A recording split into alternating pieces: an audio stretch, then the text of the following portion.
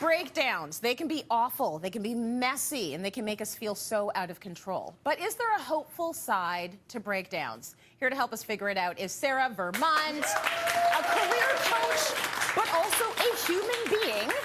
So we want to start, Sarah, by just talking about why breakdowns happen. Why do they happen? I have a personal theory about this because I help people with a lot of career breakdowns specifically. Yes. I think that we tend to have breakdowns when we have been trying to like hang in there for a long period of time, sometimes with our fingernails, white knuckling it through a situation that like honestly is really untenable. Something that's not getting better, something that's been going on for a while and you sense maybe isn't gonna get better. You just get to a threshold point where like the dam just breaks. Yes. So it kind of takes us by surprise when we have a breakdown. Like you might go into work that day thinking it's gonna be a normal day, but for whatever reason, something happens. It's almost like if you imagine a glass of water and the glass of water is very full. And then something in your day happens and you get a few more drops in there, it just overflows. I think there's like that threshold moment with breakdowns. Absolutely. It seems like it came out of nowhere, but it's actually been building. That cup's been filling and filling and filling, right? Yeah. So career breakdowns are so common, as you mentioned, like a breakdown at work, but we don't really talk about them. Why don't we talk about them? And have you ever been through this sort of experience? Oh, yes. I think we don't talk about them because like it's embarrassing. Yeah. And I think we experience sometimes a lot of shame around it happening, especially if it does happen at work. So like shame that you're not able to be in control of yourself in that moment. Also shame that you don't like have it together. Yes. Like on a broader scale. Yeah. And so I think they're super common because we're just trying to be professional, make it through the day, make it through whatever situation we're in. And because we're just trying to like hang on, white knuckle it, I think that's why it's so common for us to break down is because there's an unaddressed issue there. I mean, I know that was true for me when I had a big career breakdown like 10 years ago.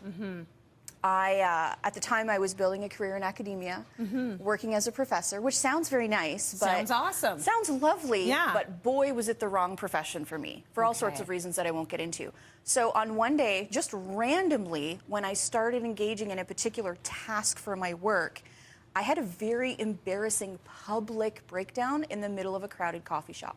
Like we're talking shaking, heaving, crying, could not control it, like snotty, runny situation.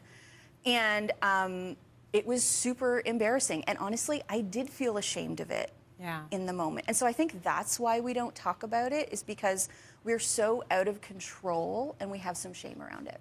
Interesting that your body, though, is telling you all the signals you've been ignoring. Yeah. Like you can ignore it all and you can say I'm fine and it's going to be okay and I can push through and I'm super strong and I got this, and your body's like, nope. And it tells you, actually, no, this is untenable and you can't have even one more drop in that cup. Like you're done, you're full. Yeah. So let's say this happens at work and you're feeling embarrassed. And one other thing I wanted to say is we often applaud people for keeping it together. True.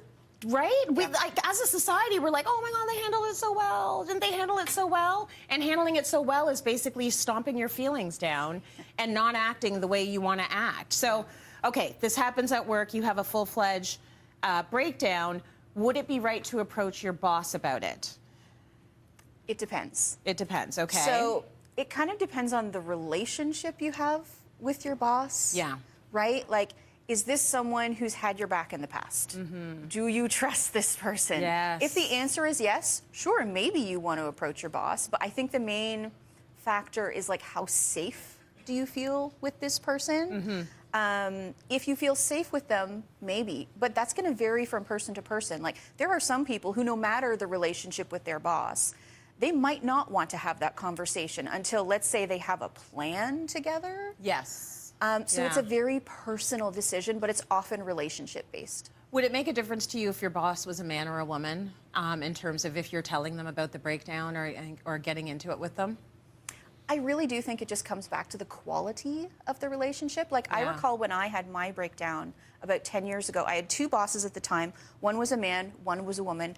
And I happened to reach out to the man first because I had a great relationship with him. Better So relationship. again, I think it's mostly about the relationship. Absolutely. Yeah. Okay, tell us about, like, give us some good news about breakdowns, because we've gone through the shame and you feel like you're falling apart and you're not holding it together. But how breakdowns can actually create an opening in our lives. Yes, they can. And boy, it is good to remember that because you don't feel like that in the moment, that's for sure. Right. There's this quote that I always think about when I think about breakdowns, and it's Leonard Cohen's quote, "There's a crack in everything. That's how the light gets in." So you can think of these breakdown moments as like cracking open, and in that moment, something releases. And I don't think it's just an emotional release. I think it's also like releasing the idea of what you thought something was going to be like, or how something was going to go, or the way it was, quote, supposed to be. And you come to that realization and you release the idea that it was going to go a certain way. So there's a real mental component too. Yes. And so it's kind of like, okay, you know when you're sick Yeah. and you know you have to vomit, Yeah. but you don't You want that really to, don't you do want not to. want to go there. Yeah, you just don't want to. But there's also a part of you that knows you're going to feel better On the other side if you of just it. let that happen. Yeah. It's kind of like that. You have both of those Yeah. parts of you that you're like, don't want to go there, but I know this needs to happen in order for me to get well afterwards. That I think it's interesting. exactly like that. Okay, all right. So you see the silver lining. What next? How do we, like, what do we do to make sense of all this? What do we do next after the breakdown? Yeah.